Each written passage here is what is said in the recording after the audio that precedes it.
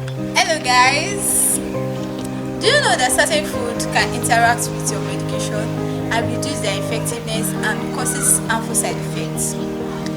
Being aware of this interaction is very crucial for safe medication use. So today we'll be looking at top 5 drug interactions that you have to be mindful of to keep your health on track.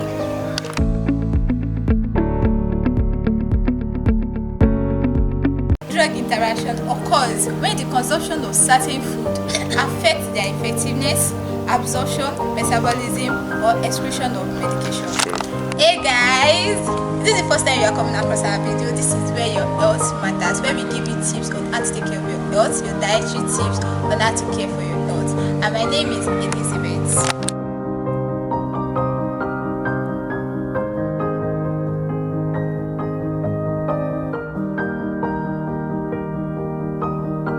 Milk and antibiotics. Consuming milk or other dairy products while taking antibiotics can sometimes affect how well the medication works. Calcium in milk can bind to certain antibiotics like tetracycline and fluoroquinolones, forming an insoluble compound. This reduces the antibiotics absorption in the gut and its overall effectiveness. Dairy protein and fat might delay the absorption of some medication, though their effect is less common. You have to make sure you read instruction on your medication before taking it and avoid dairy products within 2 hours before or after medication, and also follow your medical practitioner advice. Bananas and ACE inhibitors. ACE inhibitors are the types of medication you use to treat high blood pressure or heart failure. ACE inhibitors such as lisinopril, elapril, ramipril can interact due to their effect on potassium level in the body. This medication reduces the amount of sodium and water excreted by kidneys, which can increase potassium retention. Bananas are rich in potassium. Consuming too many bananas while on ACE inhibitors can lead to hyperkalemia, such as high potassium levels, and also you can be at risk of irregular heartbeats. It is generally safe to eat banana in moderation and avoid excessive intake of it. Other foods like oranges, spinach, and potato are also high in potassium, so whenever you are adding it to your diet, you have to be very mindful of the amount you are adding to your diet. So grapefruit juice and antihistamine. Grapefruit juice can interact with some antihistamine, potentially leading to increased side effects or altered effectiveness. Grapefruit juice contains some compounds that inhibit CYP3A4, an enzyme in the liver and intestine responsible for metabolizing many drugs, including some antihistamine. This can result in higher than expected level of the medication in your bloodstream. Grapefruit juice reduces the absorption of some drugs like fexofenadine, Allegra, increasing their effectiveness, and loratadine and cetirizine, Zytex, are less affected but may still show some minor interaction. If I thought you want to take your grapefruit juice and you're under the medication that is mostly affected, you should at least stay 4 hours before you take that drugs, or after you take that drugs, you stay at least 4 hours again before you take your grapefruit juice. And also consult with your doctor. Your doctor will tend to check your blood sugar level and all. So make sure you stay on your doctor recommendation before you take your grapefruit juice. Spinach and planters. Spinach and other leafy greens like broccoli, kales may interact with planters like warfarin due to their high vitamin K content. This medication warfarin works by interfering with vitamin K to prevent blood clot formation. Spinach is very rich in vitamin K, which can counteract the effect of blood thinners, making them less effective and increasing the risk of blood clots.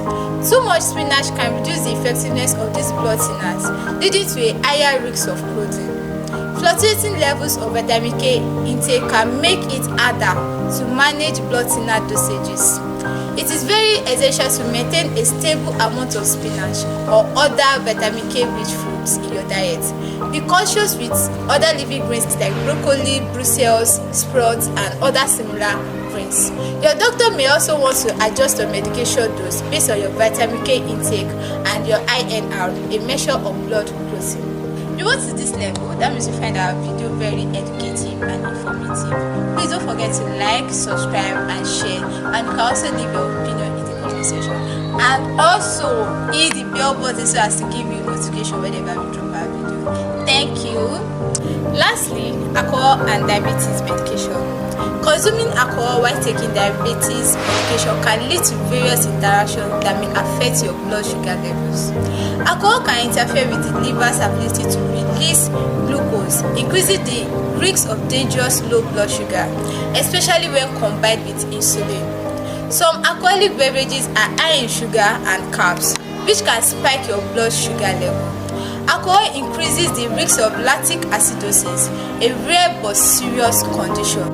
Alcohol is calorie dense, which can interfere with your weight management journey, which is an essential aspect of diabetes control. Risk factors that you might experience is that alcohol intoxication can mask the symptoms of hypoglycemia, making it harder to detect. May also lead to missed meals or incorrect insulin dosing. It is very essential to limit your alcohol intake when you're on diabetes medication. For men, if you want to take your alcohol, don't take more than 2 standard drinks per day. And for women, just 1 standard drinks per day. You should also opt for low sugar or sugar-free alcoholic beverages. Avoid sweet mixes like syrups or your regular soda. Also, always eat while drinking to reduce the risk of hypoglycemia. Check your blood sugar level regularly before, during, and after drinking. Discuss safe limits and specific risks based on your medication and your health condition. Make sure you stay informed with your doctor or your health practitioner. It is very important. Are you on any medication? Are you on any at all diseases, like you are treating some kind of disease and you're on certain medication? There are some food that you just have to be mindful of. If you are eating a certain food and it's affecting your drug intake or it's affecting the absorption, maybe you are taking some foods and the effectiveness of that drug is being limited due to some drugs. Make sure you sit with your doctor, discuss some certain things with your doctor.